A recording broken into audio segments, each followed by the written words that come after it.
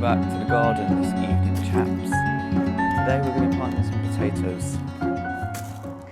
So in my previous video, if you haven't seen that yet, you would have saw me harvesting some potatoes in the buckets, and the buckets didn't work too well for me, so I'm going to be trying some in the ground, and these are going to be my Christmas potatoes.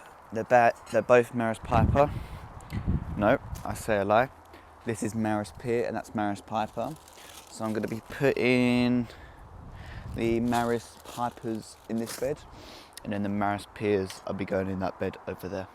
So here they are, Maris Piper. I'm going to do 2 trenches of them, and I'm going to make sure they have plenty of space so that they can get big as possible for your Christmas dinner. So I'm going to do a nice trench, and yes, I am digging a trench. Don't go mad. How dare I? No dig, no dig. But yes, I am digging. So there we go, once trench dug, and I always seem to make the mistake of not planting them deep enough. I usually get a lot of green potatoes coming up at the top. So they're already been chitted. I wasn't planning on chitting them. I've actually bought them today, and I was planning on getting them straight in the soil. So I'm just going to plant them at an even space. I think if I just dump them out the bag, and then I'll pick some of the biggest ones. I think I might do, I think I'll do 4 in each row. That might not seem a lot for a 6-foot bed, but I want these to be nice big potatoes. I don't want them to be stressed because of any other plants or anything like that. So I'm going to make sure they get plenty of water, plenty of sunlight, and this is a perfect bed for them. So I'm going to use my trusty old rake. Well, I say it's old, I got given it this year by Kenton Stowe. Brilliant company, go check them out. And decent price tools they're very good. The only company of tools I buy. Anyways, we are sidetracking. Well, I'm sidetracking. Going to cover these up. I'm going to make just a little sort of hill, so I know where they are, because at times I forget where I planted them, and then they'll come up eventually. I'm just going to flatten them out, and then I'll do myself a nice little hill.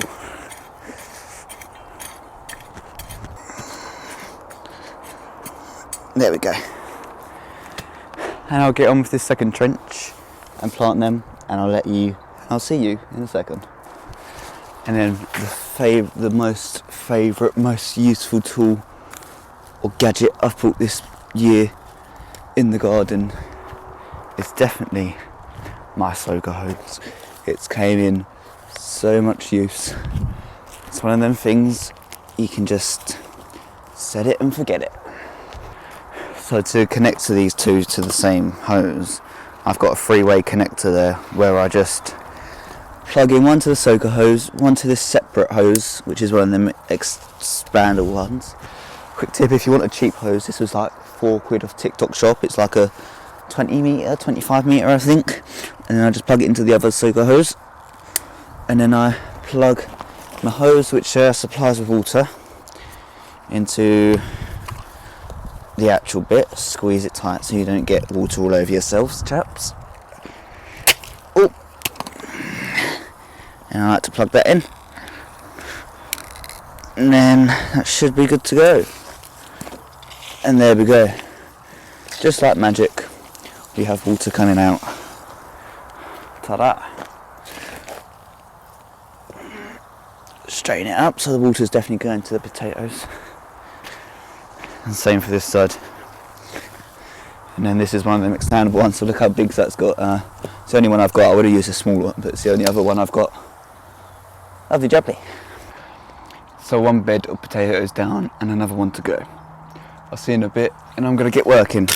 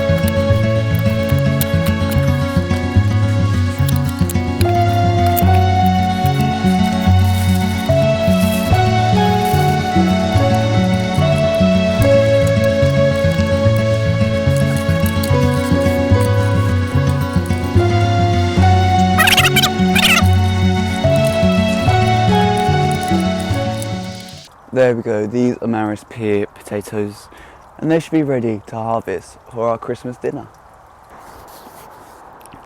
So there were definitely some worries and concerns about what I've called the abandoned allotment, you know, dun dun dun, the abandoned allotment. And people were saying, oh, could you take this over and could you grow on it yourself? Yeah, I'd love to. Don't get me wrong. If this was put up for an allotment, I'd be the first one to have it. But believe you me, I've already tried. I've already asked the landowners if I could have this plot, and they said no. Don't get me wrong, they did offer me this bit here, this carpeted area here, and they very nicely said you can have it for free.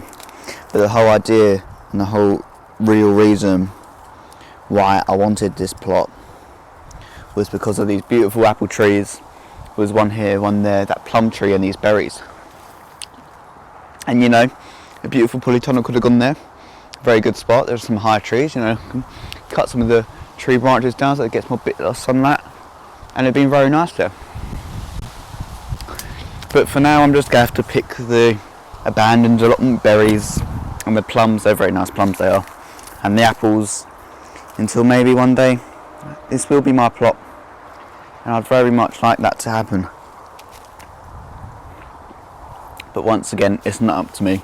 If it was up to me, I would have had this whole site. So there's reasons and rules in place for that. But I'm only asking for this bit here. It's got a shed on it as well, which I'm not fussed about. Someone can have the shed. That's not my problem.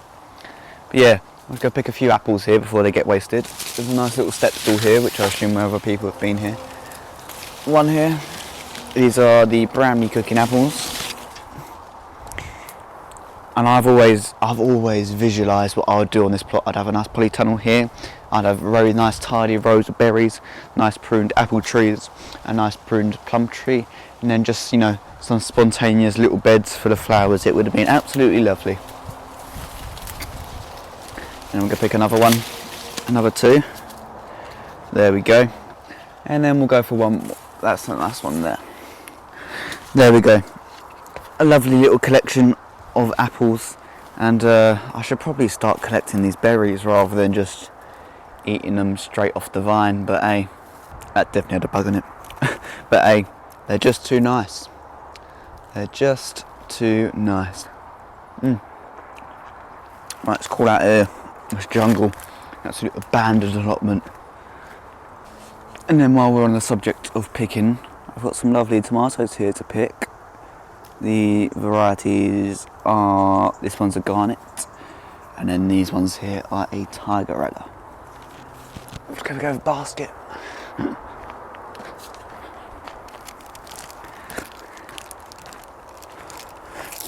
Well, it's not exactly a fancy bougie basket that costs thousands and thousands of pounds and is especially Instagram ready. But it is the potato sack. But you know what they say, recycle, reuse. That is one thing I do need to invest in, is some harvest trugs. I've got two. One's a plastic green one, and then one's actually a wooden one. It's customised to my name. But it's got slats in it, and the slats are quite big, and most of the produce just falls right through. So I might have to, I know TK Maxx sells some good ones, so I might have a little trip out there. And these tomatoes here, I've got so many. This is the time of year where you get overdone with tomatoes. I might put some, I might make a chutney out of them. I know you can do a green tomato chutney, that might be quite nice. Well, we'll have to see. So here is my lovely pond, well, my lovely green pond. And yeah, I'm going to ask your help. So I've tried quite a few things with this pond, and I don't know if there's much left that I can do. So some of the things that I've tried is that I've installed a solar powered bog filter. And basically a bog filter is a filtration system that uses biological good bacteria to filter the water.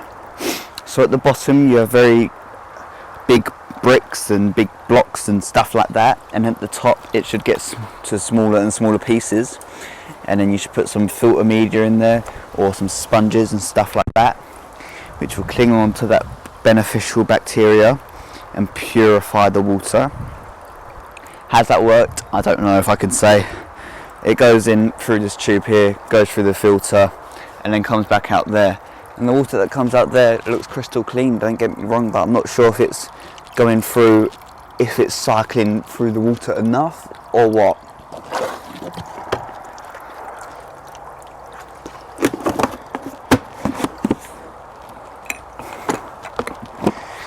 Another thing I've tried is one of these little koi filters that I got given, very thankful for that, by a company. That works very well. Every time I open the box, it's absolutely full of green gunk, and sometimes I do it daily and it's just absolutely full of green gunk, and I'm like, wow, how is that coming out of my pond? I have got 2 fish in here, by the way, and I have thought about getting rid of them, but I'm like, do I want to get rid of them? They're quite nice. And then one thing I've also tried is barley straw, and this is, which seemed very bizarre to me when I first heard about it. I want to lean across, but I don't want to fall it. Seemed very bizarre to me when I found out what you do. But basically what it is you put the barley straw in a bag, and the stuff that is in it is supposed to help clean the green algae. And yeah, that's just, it says it should take up to 4 to 6 weeks to see results. It's been about 4 weeks, so we might see some improvements in the next 2 weeks. But I can tell you one thing, it absolutely stinks and it's absolutely disgusting. I'm going to open up the bag and see what it's like. Yeah, just like rotted down straw.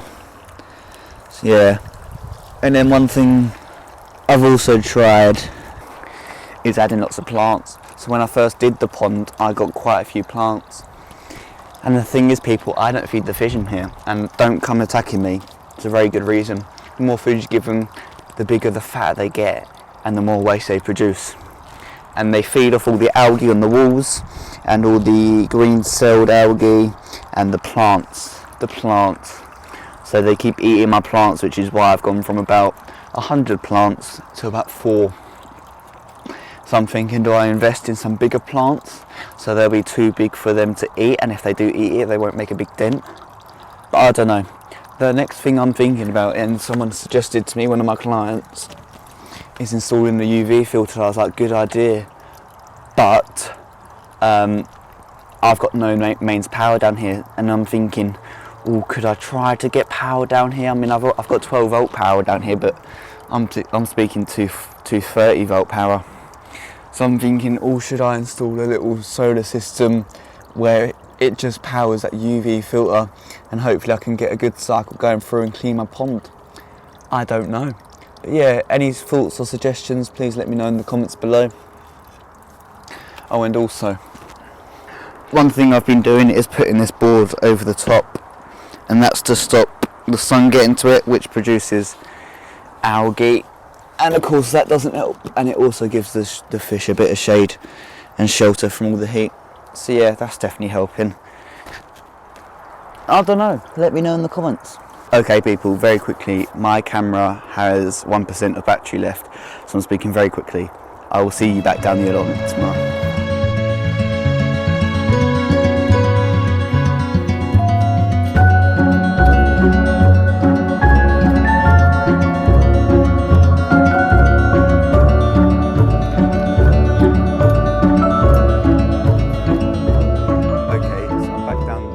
Today, as I promised, and the first job we're tackling today is with Dad. And if you follow me on Instagram, you will know my key in my shed snapped off. It's basically what was happening. I lifted the bench up to sweep it and it fell and it snapped the key off. So we need to try and get the key back out and get it working again, because it's been unlocked for the past 4 or 5 nights. This one? Yep. Hopefully the right way. It should go in my phone. There we go. Oh, there we go. Try that, did you? Hang on. You can't fit them in now, I don't think.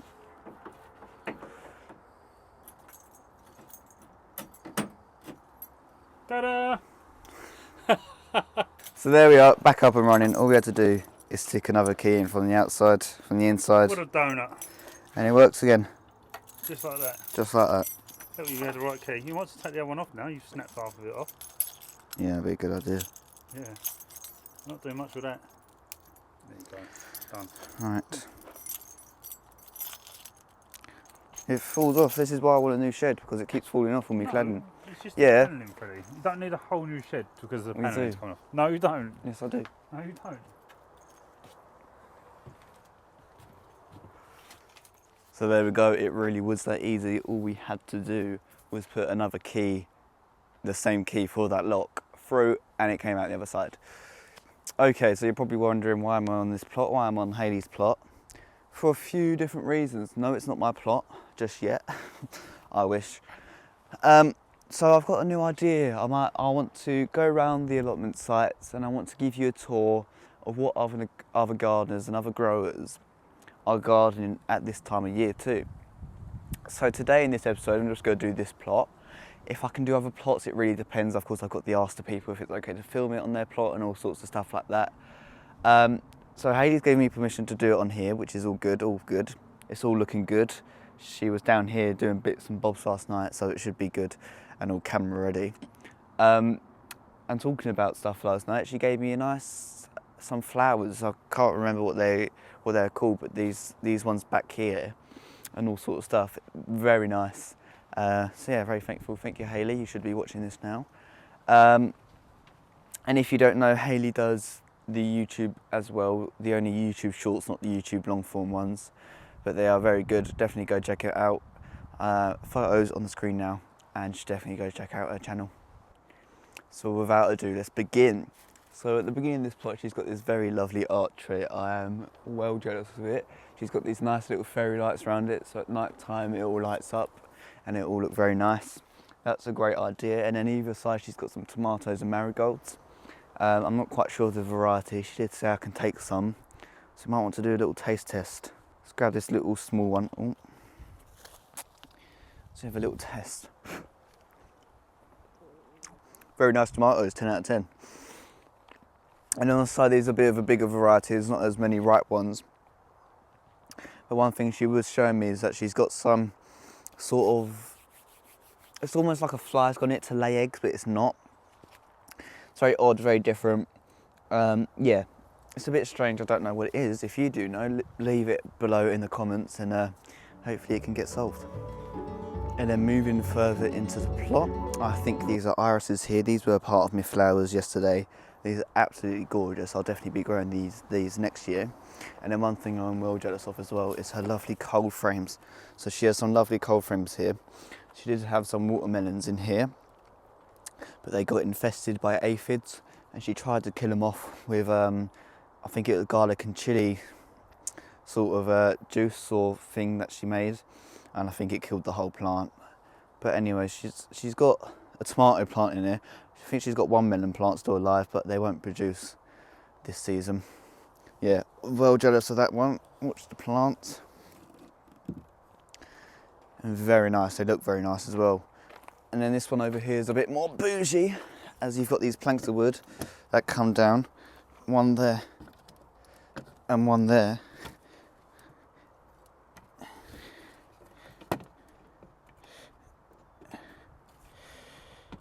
And they're very good at keeping the structure up, and these have some melons in them now, and she's actually been successful with these, which is, I'm very glad and happy, because I believe watermelons are actually and melons are quite a hard thing to grow.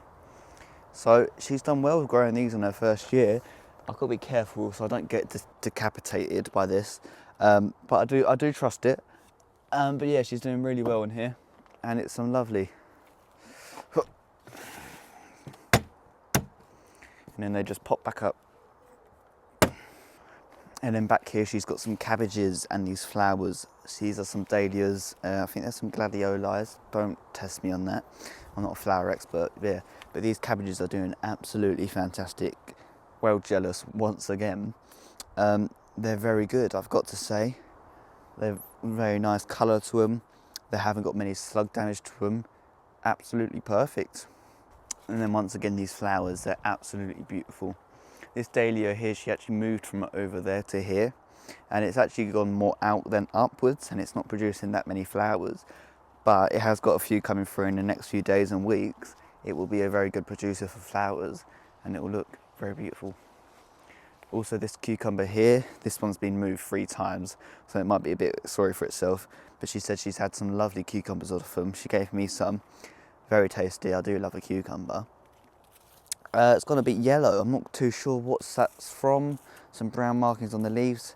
Maybe the plant's just exhausted and it's thought, nah, I'm done for the year, done for its lifetime. But yeah, let us know in the comments if you know why that's gone yellow, and some brown spots. She also has some very lush beetroot here. It's got some very nice colours, and she gave me some of these again yesterday. And yeah, very tasty, very nice. I was going to try and pickle them, but I couldn't be bothered, so I might have to do that.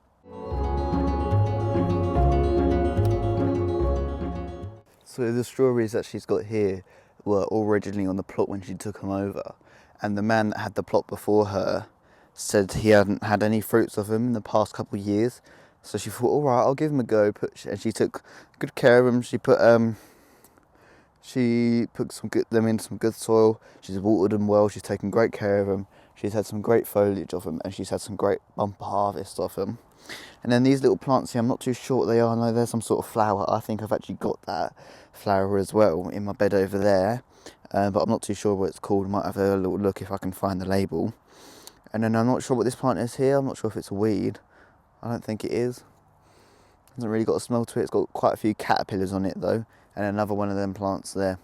But yeah, overall, this is probably my favourite bed, because to see a plant that's not been good for the past 2-3 years to be producing lots and lots of fruits, it's quite impressive. It also shows once you take a bit of care after a plant, you know, give it some water, give it some food, take good care of it, it will take good care of you and give you good food and stuff. So yeah, awesome.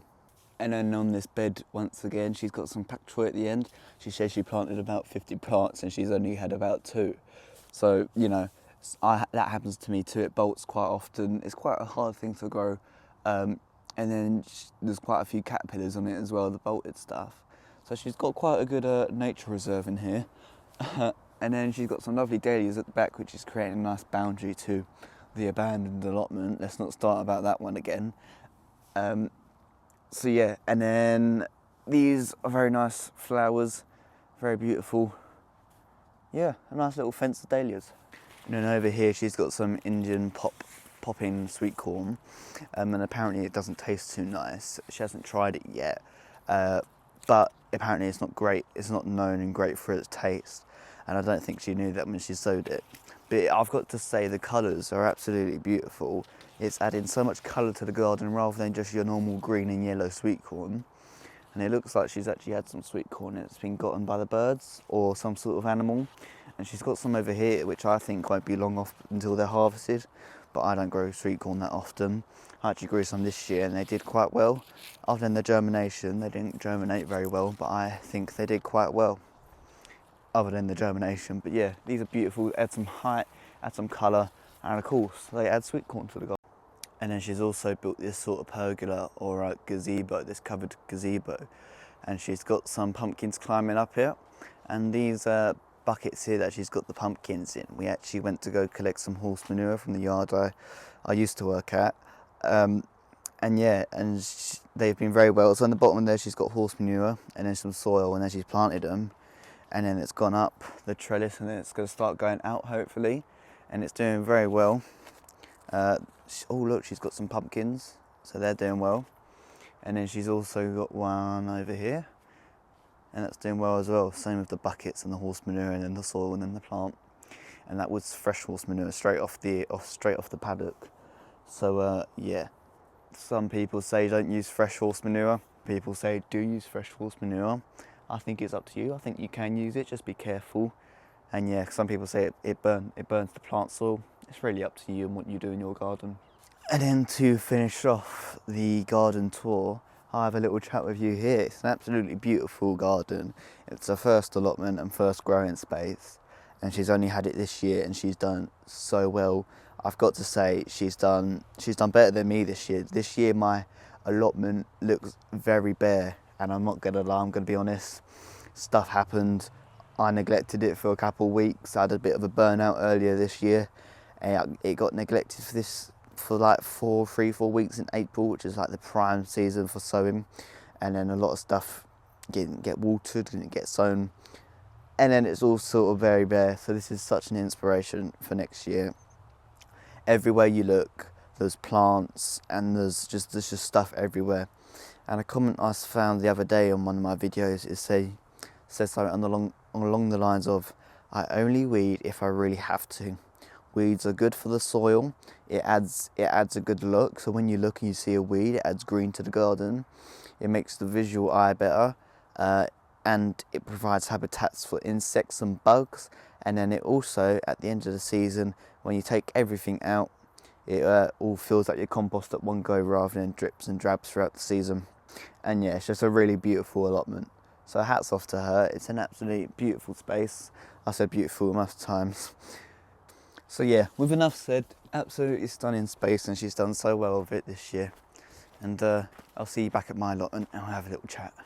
So there we go, another beautiful couple of days spent in the allotment or your garden or whatever you'd call a growing space. So you may be realising that I've been uploading more frequently.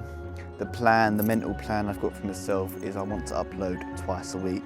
I know, big shock from when I used to only upload once a month, twice a month, and now I'm going into twice a week. So it might be a big shock. I'm going to try my very best to keep up with it. I'm actually really enjoying filming and editing and uploading videos at the minute. So while I've got that motivation, I'm going to keep going with it, because why not? If you enjoyed the little tour of Hayley's allotment, please let me know below in the comments. Did you enjoy it? Would you like to see it on more allotments? So let me know. Anyways, please like, subscribe, comment. I'm Freddie and I'm the Young Gardener. See you soon, bye bye.